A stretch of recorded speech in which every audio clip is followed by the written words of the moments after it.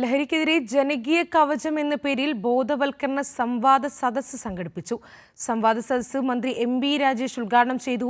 ലഹരിക്കെതിരെ ശക്തമായ പ്രതിരോധം വേണമെന്ന് മന്ത്രി എം.ബി. രാജേഷ് പറഞ്ഞു. തൃത്താല എക്സൈസ് റേഞ്ച് വിമുക്തി മിഷന്റെ നേതൃത്വത്തിലായിരുന്നു ലഹരിക്കെതിരെ ബോധവൽക്കരണ സംവാദ സദസ്സ് സംഘടിപ്പിച്ചത്. മന്ത്രി എം.ബി. രാജേഷ് സംവാദ സദസ്സ് ഉദ്ഘാടനം ചെയ്തു. ലഹരി ഉപയോഗിക്കുന്ന കുട്ടികളെ കണ്ടെത്തുന്നതിനും അവരെ എങ്ങനെ തടയണമെന്നുമുള്ള ബോധവൽക്കരണം നടത്തണമെന്നും മന്ത്രി എം.ബി. രാജേഷ് പറഞ്ഞു. നമ്മുടെ സംസ്ഥാനത്തെ പ്രധാനപ്പെട്ട വിദഗ്ധരെല്ലാം വിളിച്ചു ചേർത്തിരിക്കുകയാണ്.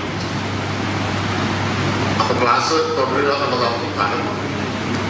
ഇത് നമ്മൾ തുടർച്ചയായി നടത്തേണ്ട ഒരു പ്രവർത്തനമാണ്. പ്രചരണം നടത്തണം, ബോധവൽക്കരണം നടത്തണം, ഒപ്പം നിയമ നടപടികളും കാക്കി കുപ്പായ ഘട്ടത്തിൽ എക്സൈസ് സേവനമുണ്ട്. അവർ കർശനമായ നിയമ നടപടികൾ സ്വീകരിച്ചുകൊണ്ടിരിക്കുന്നുണ്ട്. അതിന്റെ വ്യത്യാസം ഇപ്പോൾ കാണാനും നിങ്ങൾക്ക് കഴിയും.